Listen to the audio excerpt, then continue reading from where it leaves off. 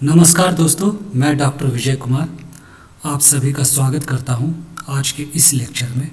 आज के लेक्चर का टॉपिक है हेरिडिबिलिटी पार्ट 9। दोस्तों, जैसा कि आप सभी को मालूम है, मेरे लेक्चर्स हिंदी और इंग्लिश दोनों लैंग्वेज वर्जन में अवेलेबल है।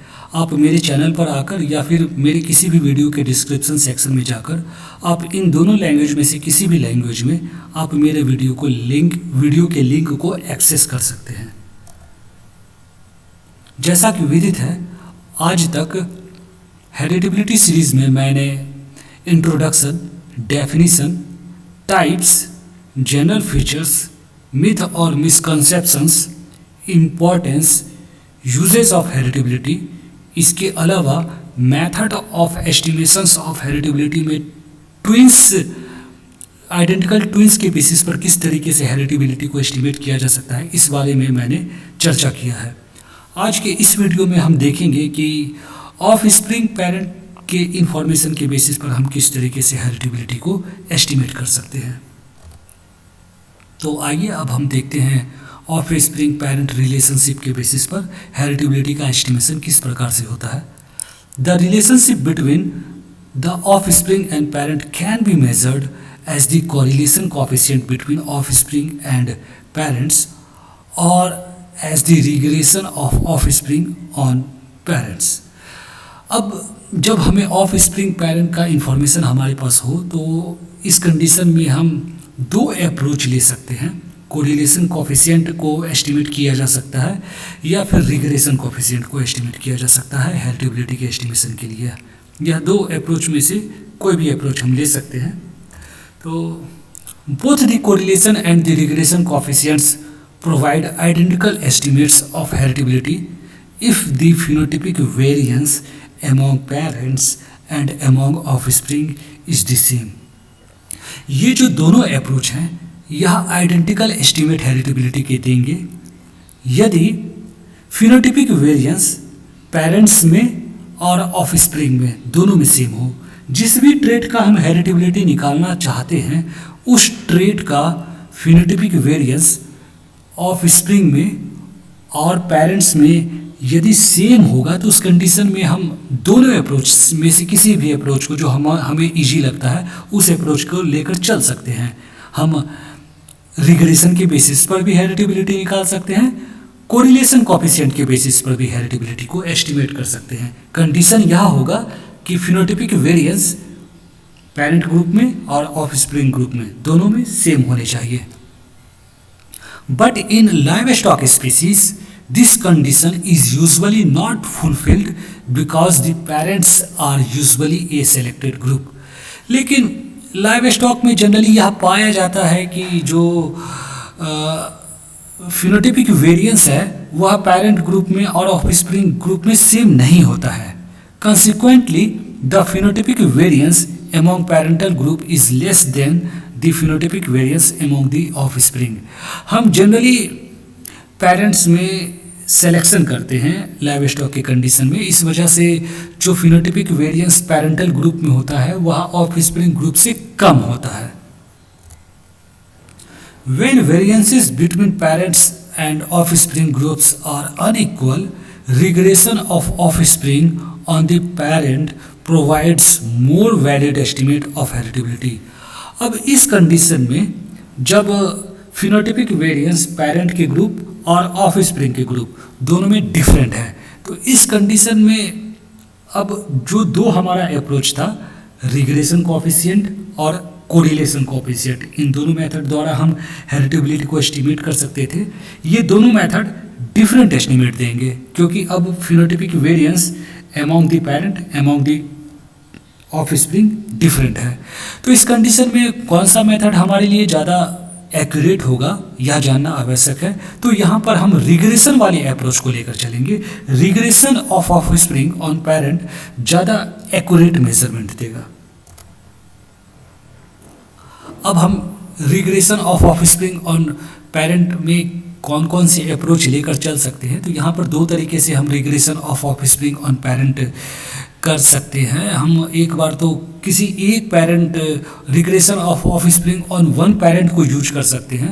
साथ ही साथ हम regression of offspring on both parent भी कर सकते हैं। यहाँ पर बोथ पेरेंट के एवरेज लेकर हम मिड पेरेंट परफॉर्मेंस निकाल सकते हैं। तो दोनों अप्रोच ले सकते हैं। हम एक एक करके दोनों अप्रोच को डिस्कस करेंगे। सबसे पहले देखते हैं regression of offspring on one parent.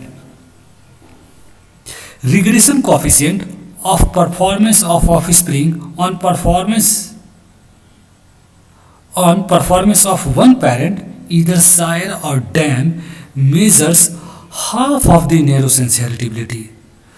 अब जो ये हम रिग्रेशन निकालते हैं, regression of offspring on one parent जो हम कैलकुलेट करते हैं, वह हेरिटेबिलिटी के हाफ होता है। तो हेरिटेबिलिटी को एस्टिमेट करने के लिए हमें क्या करना होता है, यह जो रिग्रेशन को हमने निकाला है रिग्रेशन कोएफिशिएंट, उसे डबल करना होता है। That is heritability equals twice the regression of offspring on one parent.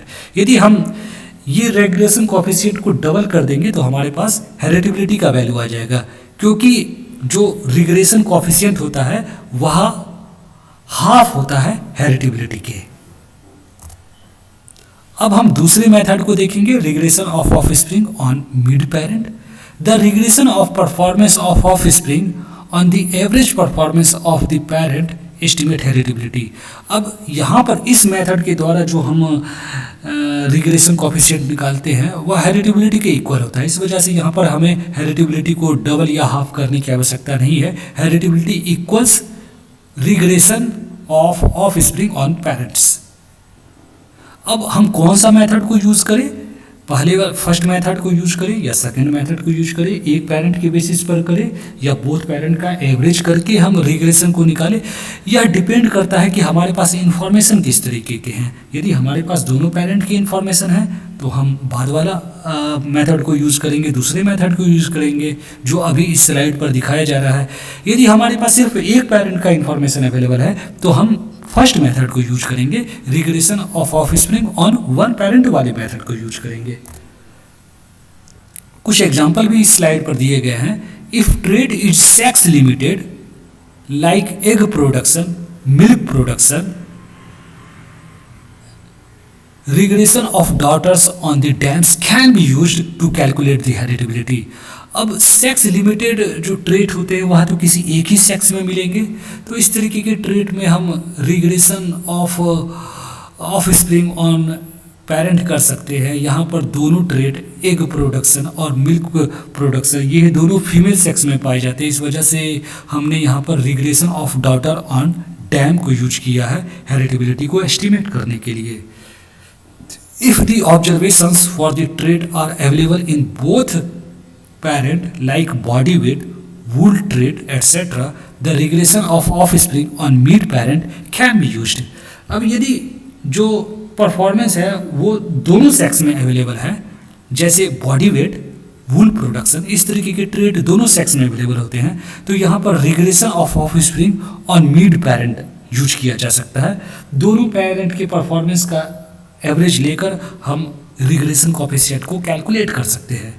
Similarly, if the trait is expressed in males only, like semen characteristic, the regression of sons on sires can be used for estimating heritability. अब यदि trait सिर्फ mail में मिलता हो, जैसे semen characteristic से related trait है, तो हम regression of son on sire को यूज करके हेरिटेबिलिटी को एस्टिमेट कर सकते हैं। अब यदि हम एडवांटेज की बात करें तो यह मेथड जो है वह नैरो सेंस हेरिटेबिलिटी देता है और वह भी true estimate narrow sense heritability का देता है, तो यह काफ़ी अच्छा एडवांटेज है इस मेथड का। हमने इससे पहले जो मेथड यूज किया था on the basis of identical twins के बेसिस पर हमने हेरिटेबिलिटी जो कैलकुलेट किया था वह ब्रॉड सेंस हेरिटेबिलिटी देता था, और ब्रॉड सेंस हेरिटेबिलिटी हमारे लिए ज़्यादा यूज़फुल नहीं है। इस वजह से यह मेथड काफ़ी अच्छा है, यूज़फुल मेथड है। नैरो सेंस हेरिटेबिलिटी मिल रहा है, वो भी ट्रू एस्टिमेट मिल रहा है।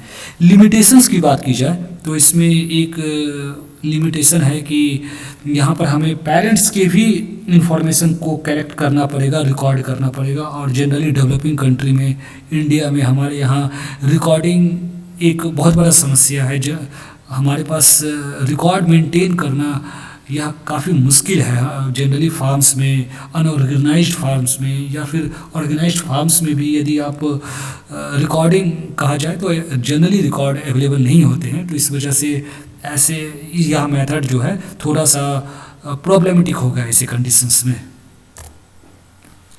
सो thanks for watching my video. आशा करता हूँ मेरा यह वीडियो आपको समझ में आया होगा, अच्छा लगा होगा। कुछ समझ में ना आया हो तो आप मुझे कमेंट करें, मैं आपको क्लेरिफाई करने की कोशिश करूँगा। Thanks for watching my video. Thank you very much.